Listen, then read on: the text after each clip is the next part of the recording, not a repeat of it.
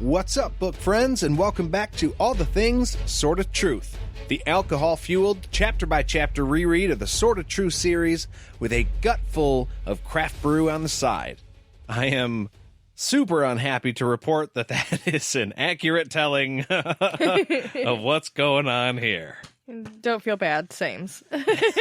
As it turns out, if you drink a whole lot of beer over quarantine, you gain a couple lbs. Yeah. I'm Jade. And I'm Nate.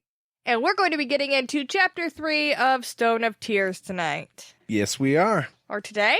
I guess Today. It depends on when you're listening. Yeah, that's up to you. We don't have a whole lot to get into other than, hope you guys had a good holiday. Mm-hmm. Well, if you're in the U.S., because some of you may not actually celebrate the holiday that we just had. But without further ado, let's get into it. So we start the chapter off, and Zedd is kind of in charge of the situation after the Skreeling attack. There's people that need to be healed. Chase needs to be seen to after what just happened to him. Things need to be done, and the Lord Rawl is gone. So Zedd's the guy. Right. And some of the guards are, helping pull the dead away and comfort the dying. Zedd is tending to the people that the healers can't deal with. Right. Something more than what their understanding of medicine can handle. Right. Most of these people are either not hurt bad enough for Zedd to have to worry about, the healers can handle them, or they're too bad. It doesn't even matter. Zedd can't help them. So there's only a few people that Zedd even has to turn his attention to because they're bad. One of those people ends up being a woman with her guts hanging out. Fun. Yeah. Right. She's not dead. She's just got stuff coming out of her. And it's not great. Stuff. Guts and stuff. Guts and stuff, yeah. The stuff. The stuffing is coming out of her. Yeah. She also has this really cool necklace on her head. So if you other than the guts, this is something you might notice. It's the same color as her eyes. It's blue. And Zedd thinks he knows what it is, but he isn't positive right away if she's wearing it, with intent, she knows why she's wearing it, or if it's just, a jewelry piece for her. Right. He's aware that it symbolizes something, and he's not sure if that's the reason why she's wearing it, or if it's just shiny. Pretty. Yeah. Before he can deal with healing her, though, this woman stops him and demands to be healed first. And I have given this woman a name. She is hereforth only to be known as Lady Karen. Lady Karen. Her actual name is Lady Ordinth or Orinth of somewhere, whatever. But her actual name is Lady Karen, because she's a Karen. Yeah. That's true. This is the woman you really, really don't want to run to. Literally anywhere. Yeah. Ever. Yeah. At any time. She's she's the epitome of everything that word might mean to you. She demands that she be seen right away because her problems are way bigger than anybody else's. And Zedd, of course, has to be the one to deal with it because he's incompetent, but he's also the wizard. So, do it, or Lord Rawl will definitely have your head on a pike. Right. Which is, funny. She's obviously not in the know that literally this morning, that guy died. Yeah. Yeah, and that I'm actually in charge here. Yeah. What blew me away was Zedd's patience. Yeah. There is something he really has to do. I imagine just right here, off to the side. Not Lady Karen. We know her name is Jebra here in a little bit. Yeah. But he's having the patience to deal with her and smile at her and just taking, she believes that she's been grievously injured. And he's like, oh, but of course, we'll take care of you. And I guess I was just blown away by the patience he had with her, because I would not have had that patience with Lady Karen. Yeah, I wouldn't have either.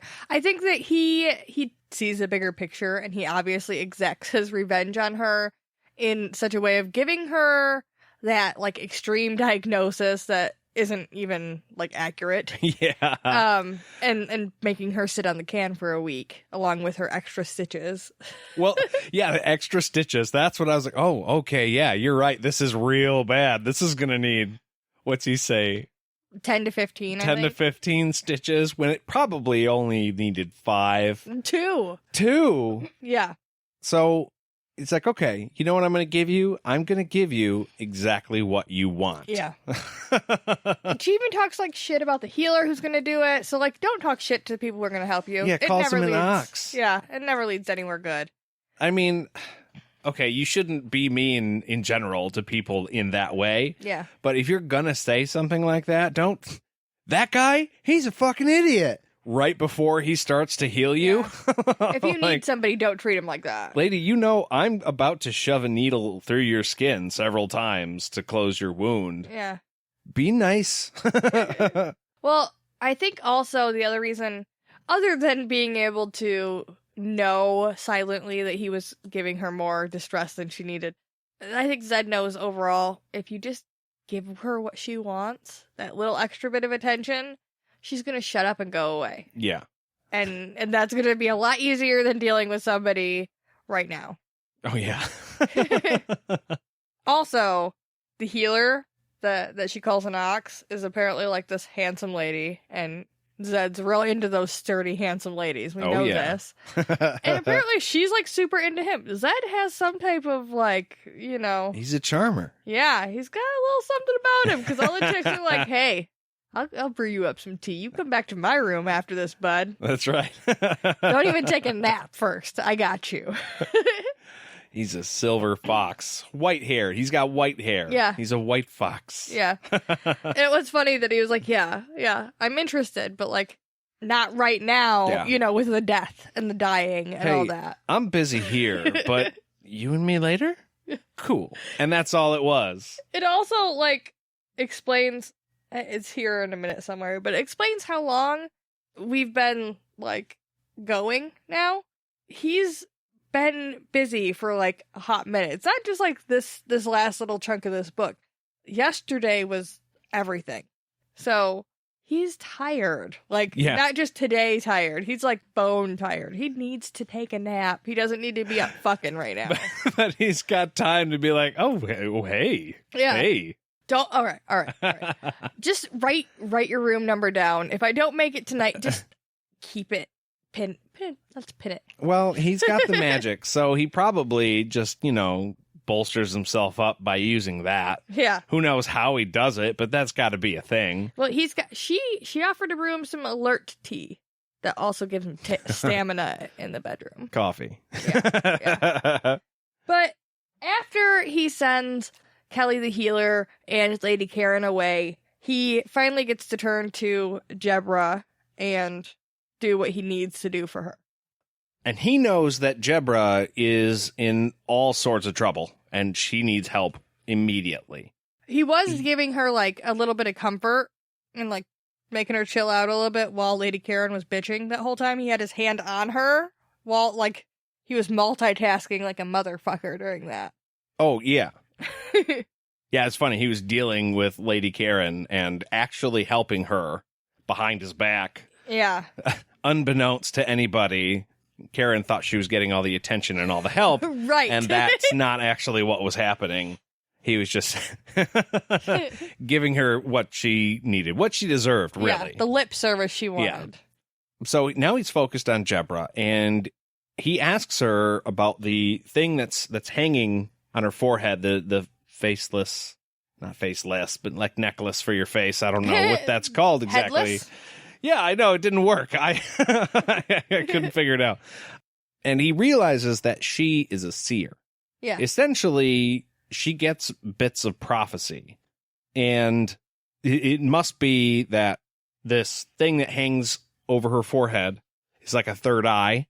It's like a symbol of it. Yeah. And Zedd, he wasn't sure at first if that is what she was or if she just thought it was for fashion. He knows now she has magic. Yeah, after he actually touched her, he felt that she's got shit in there. Right, which is also the problem. See, if he is to heal her, he has to take on all of this pain that she gets from those visions. Right. So it's not an easy thing for him to do.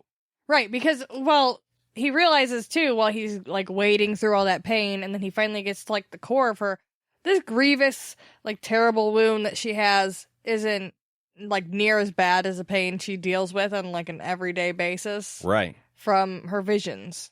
Yeah, it describes him as, like, going down deeper into her soul, into her being, and he's going a really long way, and then he gets out of it, and he's like, okay, well, there it is. There's the depth. Oh, wait, what's this? Oh, no, that's the terrible wound that's killing her. What I just got through was literally her daily emotions. Yeah, which, I mean, could be a parallel for some stuff. It's pretty deep. Yeah. Oh yeah. Literally.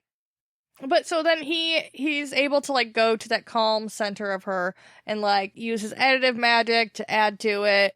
Then after he uses his magic to, like, knit her organs back into her body, put the outside stuff back into the inside, because it should be in the inside. Right. Yeah.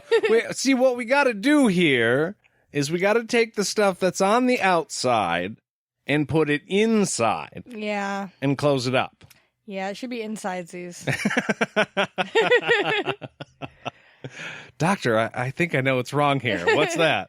Her outsides are insides, and her insides are outsides. Ugh. But eventually it all gets knit back together like it never even fucking happened. I mean, granted, it sounds that's a lot simpler than how it happens. It's right. A lot more painful of a process than what that sounds like.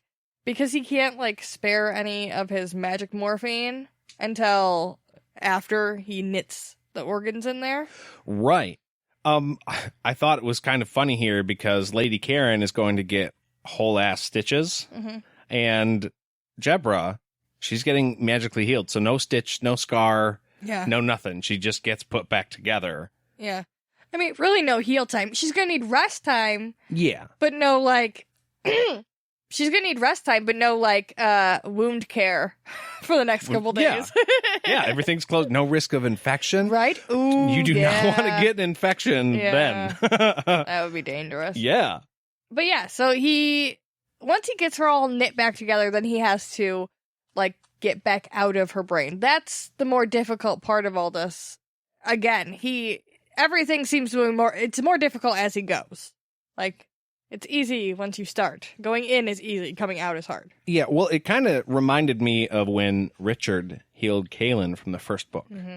He kind of went inside there, and he just put out vibes of calm and, peace and patience. But he found his way out, and he was calling her to him. You know what I mean? So this is kind of the same thing. Zedd is in, and now he has to get out. Yeah. So, once he does climb back out of her, that sounds so weird, but once his brain climbs out of her brain, he is, like, weeping on the floor, and she's comforting him. They've, like, swapped places a little bit. Yeah. You had mentioned it earlier. They go through an emotional thing. Yeah. When they come out on the other end, like you said, Zedd is really upset. And there's people watching them. Yeah. But they're far enough away to where they can't hear everything that's going on. And so Zedd kind of, like, pulls himself together real quick, and it's like, oh, yeah. Mm-hmm. So that went good. Yeah. Everything's great.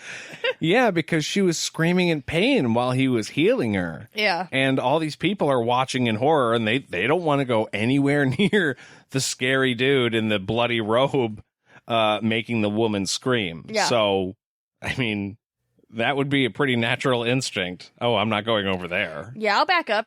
But it's funny, there was nobody also to, like, stop him if they thought that he was doing something bad, which I don't think they did. I think they knew he was trying to help other people around, but... You gotta remember, these people were following... Well, it's hard to say, because Darkenrall was a pretty cruel guy. So I would imagine, on one hand, you'd be like, all right, whatever, people get tortured all the time. That's totally normal. We just do that in the halls. Whatever. They were probably used to seeing things like that, right? But also, some people thought that Rawl was, like, a benevolent, awesome leader. So I don't know if everybody